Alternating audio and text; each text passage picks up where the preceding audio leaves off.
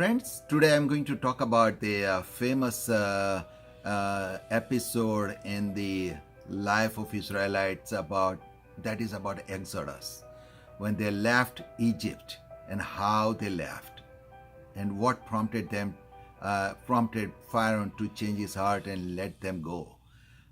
Before that, I wanted to point out that how many people went to Egypt. So if you turn to Genesis 26 and verse 27, it says that there are 66 people went to Egypt.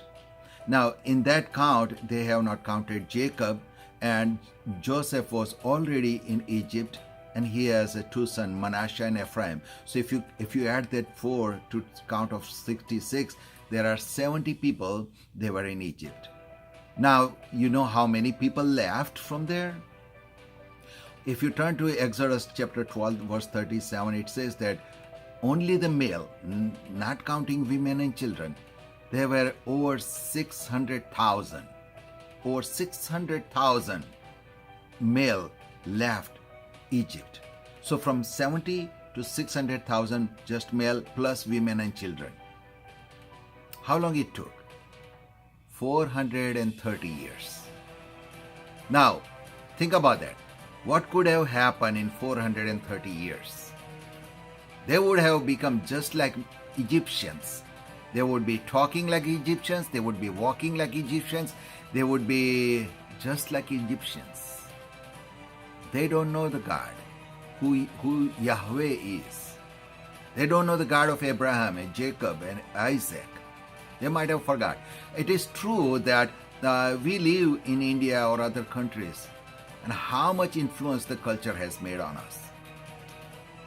Like Hindus and other religious people, people from other religion, they think Jesus is one of God, but not the only God.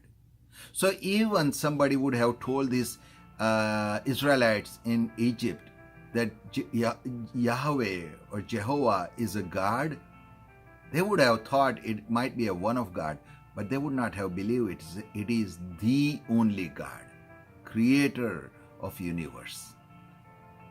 Another thing is when Moses was told to go to Pharaoh, he said that, Lord, they will ask me, who has sent me?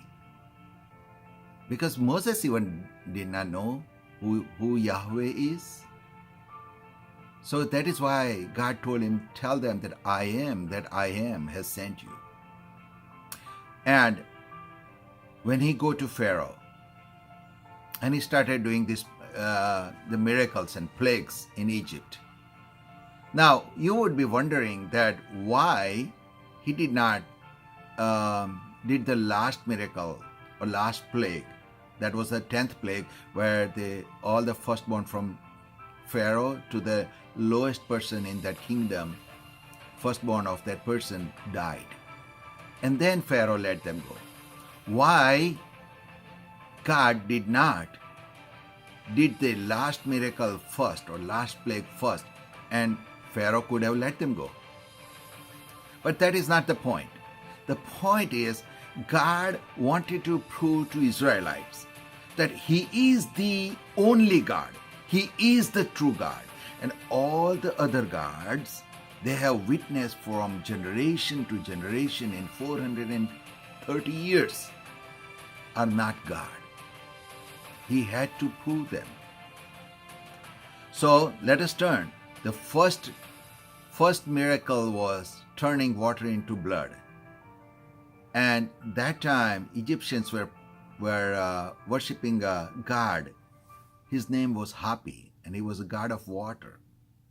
The second plague came in of the frog, and Egyptians were worshipping a goddess named Heket, and the head of this goddess was frog.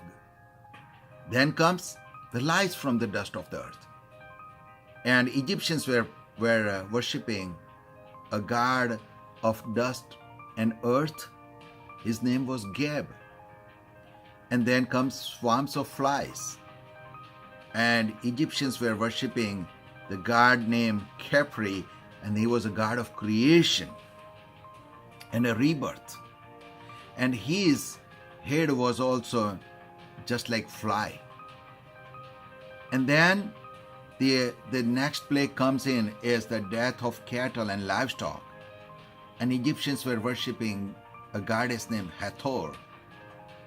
And it was a goddess of protection. And the goddess head was cow. And then the plague comes of boils and sores. And Egyptians were worshipping a goddess named Isis, and that was a goddess of medicine. And then comes the hail rain down from the hail and fire came down from the sky. And there was a goddess named Nut. It was the goddess of sky. And then then comes the locust. And Egyptian had a god of storms. And then comes the darkness, 3 days. Egyptians were worshipping a sun god. Sun god, his name was Ra. And the last one is the death of firstborn. And Pharaoh was considered as a son of Ra, sun god, in a human flesh. He could not save his own son.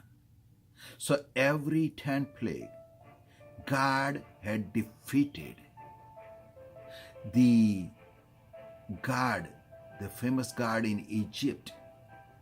And he proved to Israelites that you might have seen this god, you might have worshipped them, but I am the true and only God.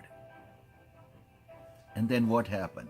When Moses led these people out of Egypt and they come to Sinai, Mount Sinai, they have seen so many miracles. And on the Mount Sinai, they got the 10 commandments. But from that time they left Egypt, they come to Mount Sinai. 5 times it is recorded, at least 5 times.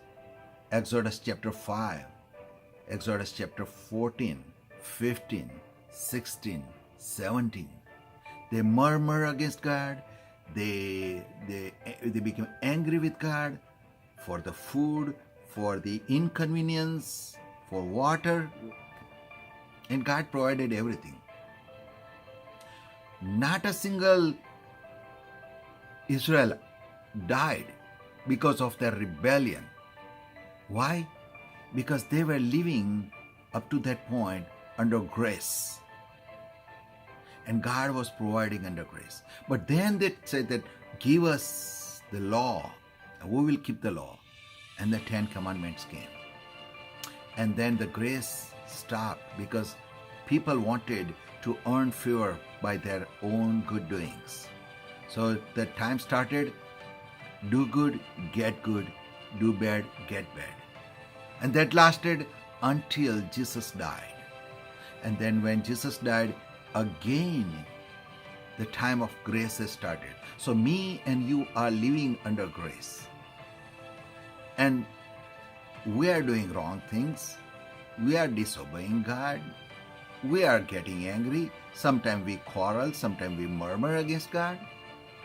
But God is not angry with us. He still blesses us. He still loves us. Just like Israelite, they murmur everything 5 times. Not a single person died, or any blessings were withheld from that murmuring Israelites. We are living under grace. God is so good to us. He loves us, He cares for us, and He wants to provide everything to us. He is drawing us closer to Him through love and care. Won't you come to Him and enjoy His fellowship? He can do much more in your life. God bless you, and thank you.